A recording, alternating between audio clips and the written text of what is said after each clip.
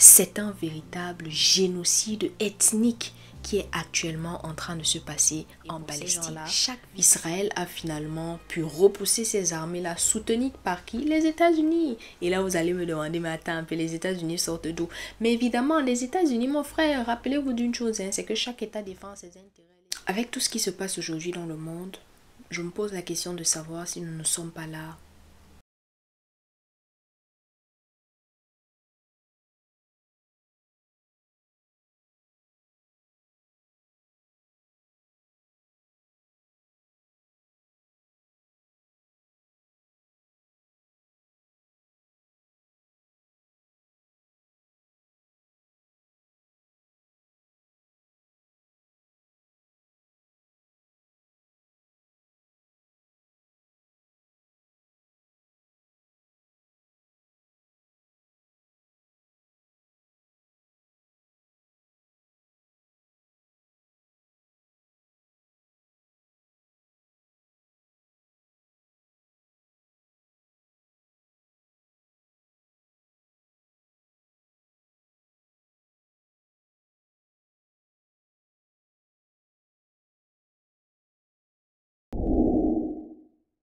C'est l'histoire d'un peuple qui, à la base, n'a rien demandé à personne. Ils étaient tranquilles dans leur pays, ils se sont vus imposer d'accueillir des gens qui, aujourd'hui, les chassent de leur propre terre. Et tu as le monde entier qui regarde juste sans rien faire.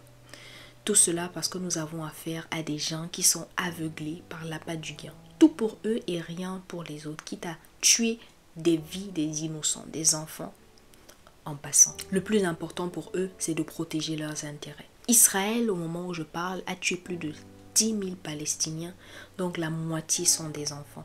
Et environ 1000 enfants étaient âgés de moins de 5 ans. Et 133 enfants ne souffleront jamais sur leur première bougie. Plus de 1100 autres enfants sont portés disparus, sûrement encore enfuis dans les décombres des maisons écroulées à cause des bombardements. Tout a débuté en fait à la fin du 19e siècle en Europe, où on a justement l'Europe qui était le théâtre d'un antisémitisme croissant entre les propagandes diffamatoires qui se faisaient en France ou encore ce qui se passait en Russie. Les Juifs sont très souvent en fait le bouc émissaire lorsqu'il y a des tensions, que ce soit économiques ou encore politique. Et c'est dans ce contexte-là qu'est né le sionisme moderne tel que nous le connaissons aujourd'hui. Il faut savoir que avec l'affaire Dreyfus qui s'est déroulée en France à la fin du 19e siècle, pour ceux qui ne connaissent pas c'est quoi l'affaire Dreyfus, je vous invite à aller faire des recherches par rapport à cela.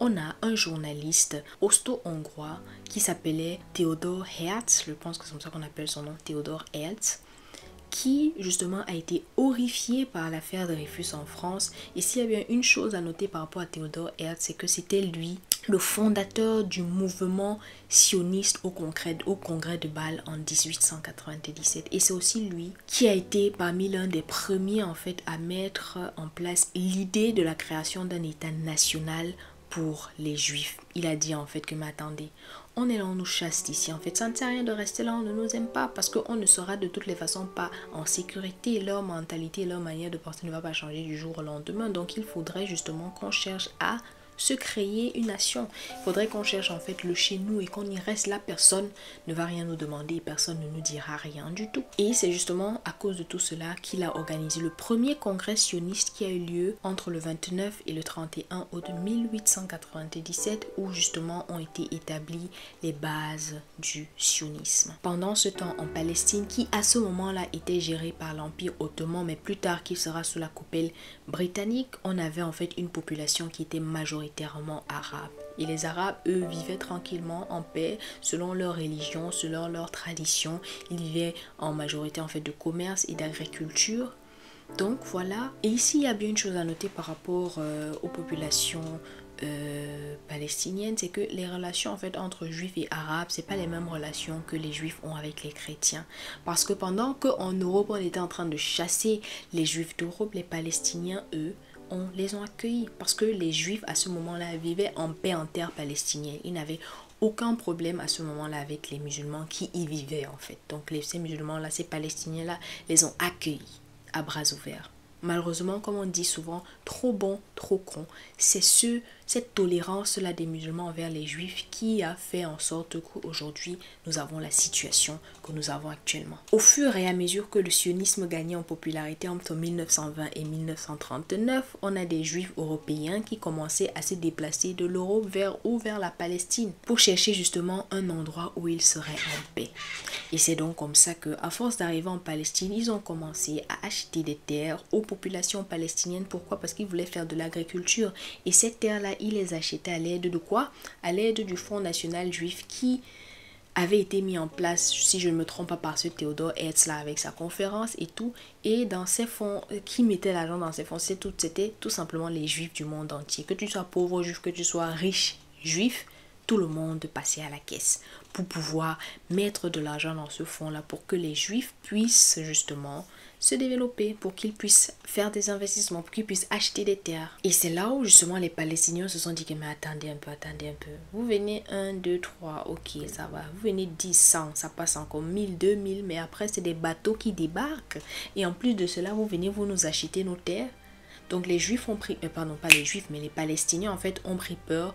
Ce qui est légitime, parce que les populations locales ont pris peur parce qu'ils se sont dit, oh là, attention un peu, vers où est-ce qu'on va là? On peut se relever ici un matin et c'est un juif qui commence à nous diriger. Donc ils ont eu peur justement qu'ils aient une prise de contrôle qui soit étrangère. Et vu qu'il y avait déjà cette tension-là qui naissait en 1939, le Royaume-Uni décide d'intervenir. Le Royaume-Uni vient là en tant que justicier. Oh, je vais venir arrêter le conflit et tout. Ils sortent des règles en fait qu'ils ont mis dans un livre blanc. On appelle ça le livre blanc. Et à l'intérieur de ce livre blanc-là, il y avait des règles en fait qui permettaient la cohabitation entre juifs et palestiniens. Parmi l'une des règles justement, il y avait une règle comme quoi les juifs devaient arrêter d'acheter autant de terres qu'ils achetaient aux Palestiniens. Ça veut dire qu'ils n'avaient plus le droit d'acheter autant de terres qu'ils achetaient avant aux Palestiniens. Et c'est là où les Juifs se sont dit non mais attendez un peu, il y a un truc qu'on ne comprend pas là. Donc vous, l'Occident, on est chez vous là-bas en Europe, vous nous chassez. On a les Palestiniens qui nous accueillent et vous allez encore venir faire la loi ici en Palestine. Non, mais c'est pas possible en fait. Ça ne peut pas se passer comme ça. Donc vous imaginez ce qui s'est passé. Les Juifs n'ont absolument pas suivi ces règles-là. Ils en ont fait qu'à leur tête. Et ils ont continué à acheter des terres aux Palestiniens et à manger petit à petit la Palestine. Parce qu'il faut noter que si on regarde en fait les frontières avant, la terre en fait, les terres qui avaient été données aux Juifs, on n'est absolument plus sur les mêmes frontières aujourd'hui. C'est-à-dire les Juifs les ont mangés jusqu'à la Palestine aujourd'hui, c'est deux maigres bandes.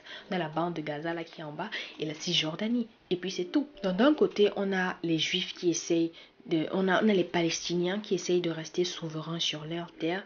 Et d'un autre côté, on a les Juifs qui essayent d'arracher leurs terres. Et on a même encore des puissances coloniales qui supportent la colonisation. Entre nous, vous pensez que cette histoire devait mener à... Ça a mené à un désastre qui ne dit pas son nom. Et cela a marqué en fait l'une des plus grosses injustices qu'on ait eues au XXe siècle. Donc avec la fin de la Deuxième Guerre mondiale et l'Holocauste en fait qui ne cessait de monter, les Juifs aussi qui étaient détestés de partout en Europe, avec l'Allemagne nazie en fait qui ne cessait d'exterminer les Juifs comme des petits cafards, les Juifs se sont dit il est temps que nous créions un État juif en Palestine. Et tout cela a mené, autant pour moi, à une autre page de l'histoire qui a été tout simplement la partition de la Palestine et la guerre de 1948. Ces partisans en fait de la création d'un État juif n'étaient pas si bêtes que ça. Au contraire, ils étaient de très bons politiciens parce qu'ils connaissaient très bien dire aux autres en fait que attendez, vous n'êtes pas bien placés pour nous donner des leçons parce que regardez ce que vous avez fait. Donc, tu as les Juifs qui continuaient de prendre leurs terres aux Palestiniens et les Occidentaux qui ne pouvaient absolument rien dire parce que quand un Occidental voulait parler là, les Juifs lui disaient mais attendez un peu, vous êtes pas dit faire la colonisation là-bas en Afrique, on vous a parlé, qu'est-ce qu'on vous a dit en fait? Donc ne tentez même pas de mettre votre bouche dans nos affaires. Et c'est comme ça que les Occidentaux ont fait quoi? Fermer la bouche, puis ils n'ont plus rien dit. Ils n'ont plus rien dit. Et en 1947, la guerre israélo-palestinienne va prendre un autre tournant parce que nous avons on appelle ça quoi? UNO, United Nations Organization, je pense que c'est ça, the United Nations Organization, qui va proposer en fait la partition de la Palestine en deux États. Un État pour les Juifs et un État pour les Palestiniens, donc un État pour les Arabes. Et le 29 novembre 1947, à la grande surprise générale, on assiste à quoi? À la partition de la Palestine en faveur en fait du partage des terres palestiniennes. C'est-à-dire, les gens ont voté en fait pour qu'on puisse diviser la Palestine en deux États. Donc c'est là où les Palestiniens se sont dit, oh là, attendez. Donc restez chez nous, on vous accueille parce qu'on est trop gentils. Vous venez, vous achetez nos terres, jusque là ça va. Mais le monde entier qui accepte qu'on vienne diviser nos terres en deux, qu'est-ce qui ne marche pas? Et vous vous en doutez, les Palestiniens ne sont pas restés là sans rien dire. Ils n'ont absolument pas vu ça d'un bon oeil. Et vu qu'en mai 1948, en fait, le mandat britannique est fini en Palestine, qu'est-ce qui s'est passé? On a un certain monsieur David Ben Gourion, je pense que c'est comme ça qu'on dit son nom, qui proclame l'indépendance de l'État d'Israël.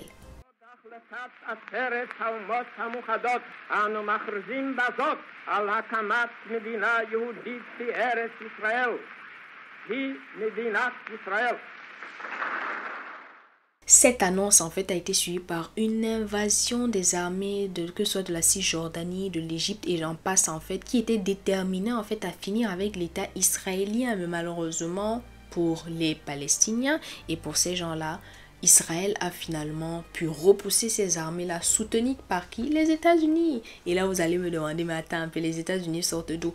Mais évidemment, les États-Unis, mon frère, rappelez-vous d'une chose, hein, c'est que chaque État défend ses intérêts. Les États-Unis ont vu leur avantage, ils ont décidé d'être derrière Israël. Pourquoi? Parce que si on regarde au Moyen-Orient, en fait, à cette époque-là, les États-Unis n'avaient pas encore la même mise sur le Moyen-Orient. Qu'est-ce qu'il y a là-bas? Il y a le pétrole, il y a le gaz. Donc les gens disent, attendez, il faut qu'on ait la même mise sur le Moyen-Orient. Israël, t'inquiète pas, va devant, nous on va te donner les hommes, on va te donner les armes. Allez-y. Et c'est donc comme ça que Israël reçoit le soutien de qui? Des États-Unis. Israël reçoit le soutien des États-Unis contre le petit peuple palestinien. Ce conflit, il faut le noter, a eu un coup très dévastateur parce qu'on a eu la mort de plus de 15 000 Palestiniens et on a eu plus de 700 000 déplacés, soit qui ont été chassés ou alors ont dû être obligés de fuir en fait pour pouvoir sauver leur vie en fait. Plus de 700 000 déplacés palestiniens. Et aujourd'hui, quand on regarde la carte, en fait, tu vas te rendre compte que les frontières d'Israël s'étendent bien au-delà de celles initiales qui avaient été données. Bien au-delà.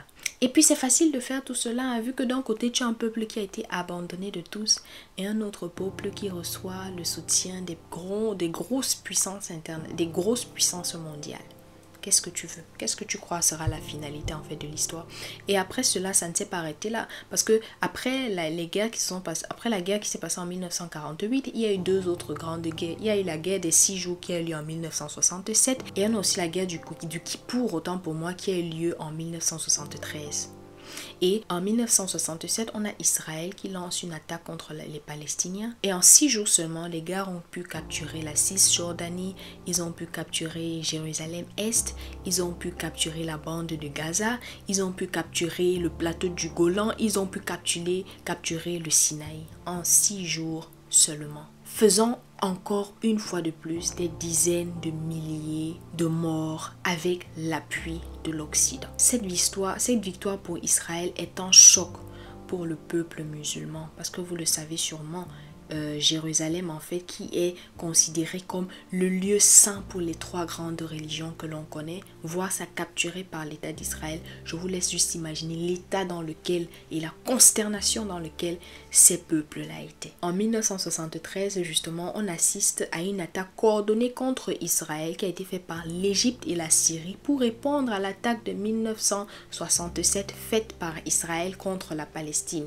Mais une fois de plus, malheureusement, ça n'a mené à rien parce que Israël, mon frère, tu as Israël qui est soutenu par les États-Unis, mon frère. Toi, tu vas où? Donc, tu as Israël justement qui réussit à repousser l'armée syrienne et l'armée égyptienne. Mais ces deux guerres-là, en fait, on peut en quelque sorte ouvert, je dirais, la brèche en fait pour les négociations parce que ça a aussi marqué en fait le début d'un dialogue international en fait qui visait à ramener la paix en Palestine.